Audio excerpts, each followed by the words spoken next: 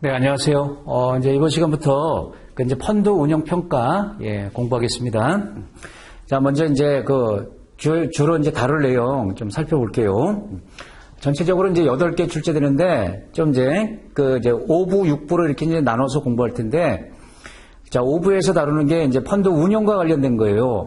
여러분, 이제 그 펀드에서 주로 투자하는 자산은 주식 아니면 채권이란 말이에요. 주식 아니면 채권이라서, 여기서 그럼 이제 채권은 어떤 특징을 갖고 있냐? 이제 채권을 공부하는데 채권은 대부분 이론입니다. 그래서 여기가 제일 힘드실 거예요, 여러분. 그래서 이제 여러 가지 중에서 대표적인 중요한 것들이 뭐가 있냐면 채권을 여러분 구분할 때 이제 누가 발행했냐에 따라서 이제 국채, 지방채, 뭐 특수채, 회사채 이렇게도 분류하죠. 그다음에 이제 원금 이자를 어떻게 주냐에 따라서 뭐 이표채, 할인채, 복리채 얘네들 이제 현금 흐름을 파악해야 돼요. 이런 채권에 투자하면 중간에 돈이 들어오냐, 만기 때 들어오냐, 이제 그런 거, 세 가지 이제 차이점이 있고요.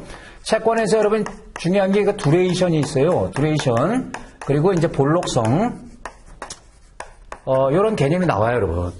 그러니까 두레이션 가지고 이 채권의 가격 변동성이 크냐, 작냐, 이걸 판단하는 거고요. 그러면 금리가 변할 때 채권은 반대 방향으로 변하는데, 그러면 이제 어느 정도 변하냐, 이제 그런 것들을 이제 파악하는 거죠. 그리고 또 두레이션을 이용해서 채권에 투자할 때 투자 수익을 또 이제 계산하는 방법이 있어요. 금리가 이제 움직였을 때 전체 이제 수익률을 이제 두레이션 가지고 또 계산하는 이제 일종의 이제 공식이 또 나오고요. 그 다음에 채권 이제 투자할 때 투자 위험이 또 나와요. 채권을 갖고 있으면 어떤 위험이 있냐. 여기 이제 세 가지 위험이 나오는데, 이제 금리에 따라서 이제 가격이 변동하는 가격 변동 위험부터 이제 유동성 위험까지 중간에 이제 신용 위험도 있어요. 이렇게 이제 신용 위험까지 이렇게 세 가지. 그리고 채권은 이제 금리에 따라서 반대로 가격이 변하니까 시장 금리가 지금 올라가는 시기인지 하락하는 시기인지 이렇게 금리를 예측해야 되는데, 이제 뭐 소비가 증가할 때, 투자가 증가할 때, 수출이 잘 될 때 금리 올라가냐 떨어지냐. 금리가 올라가면 채권은 떨어질 거고 또 이제 금리가 떨어지면 반대할 거 아닙니까? 이런 내용들이 이제 핵심이 되겠어요, 여러분. 뭐 두레이션 이런 게 이제 좀 어렵지만 이제 중요하고요. 요 수익 계산하는 것도 대비만 잘해놓으면 이게 답이 딱 나오는 거니까, 계산 문제니까. 투자 위험, 요거 되게 어렵지 않아요, 여러분. 금리 예측도 별로 어렵지 않습니다.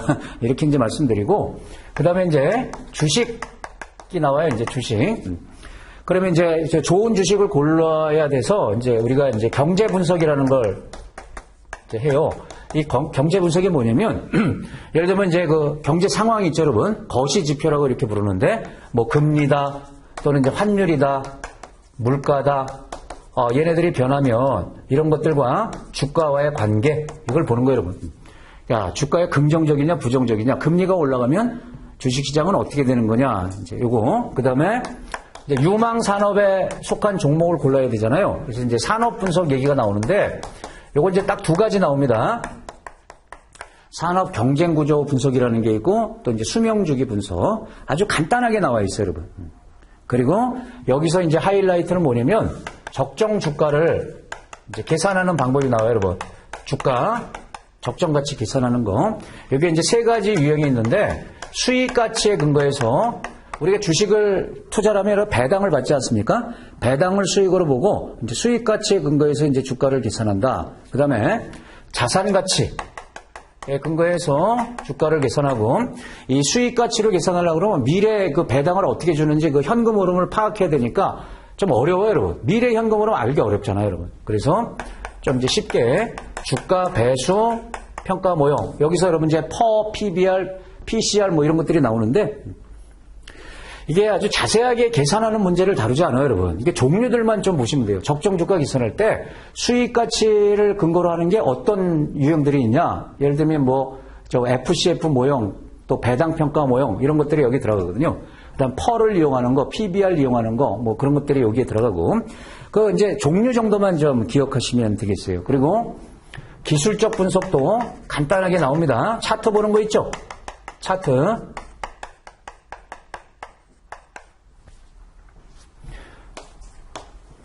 그 다음에 이제 그 세 번째 장에서 이제 펀드 운용 과정이라고 이렇게 이제 돼 있는데, 펀드를 운영할 때, 그럼 우리 이제 운영할 때는 그냥 플랜 2C 이런 말 많이 들어보셨죠? 3단계가 있잖아요, 여러분. 이제 계획을 세우는 단계가 있고, 실제 이제 실행하는 단계, 2죠, 2. 그리고 이제 평가하는 단계가 있는데, 여기 요 계획과 관련해서 여러분, 여기서 딱 하나만 기억하시면 돼요. 자산 배분까지가 계획 단계인데, 그럼 자산 배분은 어떻게 할 거냐? 근데 여기 전략적, 전술적,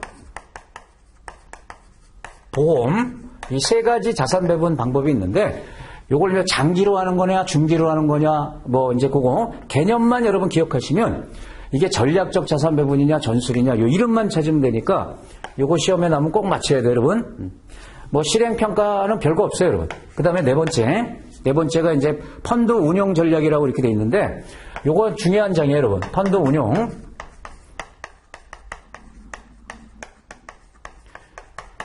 자, 주식이든 채권이든 여러분, 이제 적극적 운영하는 방법이 있고요.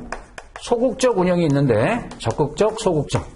이거 여러분 전략 이름들만 기억하면 돼요, 여러분. 이것도 그냥 구체적인 내용을 상세하게 교재에서 다루지 않아요, 여러분. 그러니까 이름만 찾으면 돼요. 뭐 인덱스 전략이 적극적이냐, 소극적이냐. 예를 들면 면역 전략은 소극적인 거냐, 적극적인 거냐. 요건 이제 우리가 이제 공부를 할 텐데, 그건 이제 유형만 분리하면은 점수 따기 쉽습니다. 그리고 운영에서 이제 마지막에 그 리스크 관리라고 있죠, 여러분. 이거는 고객 입장에서 말하는 게 아니고요.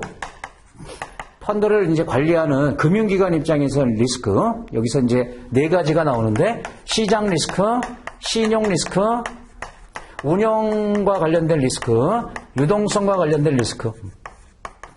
이게 뭘 얘기하는 거냐? 어떻게 측정해서 이제 관리하는 거냐? 이제 그런 얘기를 다룰 거예요. 그리고 이제 마지막에 이쪽으로 와볼까요? 이제 펀드 평가 얘기가 나오는데요. 펀드 평가. 요거는 이제 파트를 달리해서 이렇게 이제 공부를 할 텐데, 여러분 우리나라 펀드가 10,000개가 넘습니다. 그러면은 우리가 이제 펀드를 평가하는 이유가 뭐겠어요? 좋은 펀드를 고르려고 해요. 그래서 이제 펀드 평가하는 이제 목적이 나옵니다. 목적이 크게 세 가지예요, 여러분. 좋은 펀드를 찾으려고 하는 거예요. 좋은 펀드. 수익률이 높은 게 좋은 거죠. 위험은 낮은 게 좋은 거죠. 그리고 내가 투자한 펀드가 잘 가고 있는지 모니터링 할 필요가 있어요. 그래서 이제 펀드를 평가, 분석을 하는 거예요. 그리고 세 번째가 이제 결과 분석이라고 그래서 재투자할 거냐 말 거냐 이걸 판단하기 위해서 이 펀드를 그대로 가져갈 거냐 갈아탈 거냐 이렇게 이제 세 가지 목적으로 이제 펀드를 평가하게 돼 있는데, 여러분 펀드 평가를 그 10,000개나 되는 펀드를 10,000개 이상 펀드를 여러분 투자자가 직접 평가하는 건 불가능하죠. 그래서 이거 펀드를 평가해주는 이제 펀드 평가회사들이 있습니다.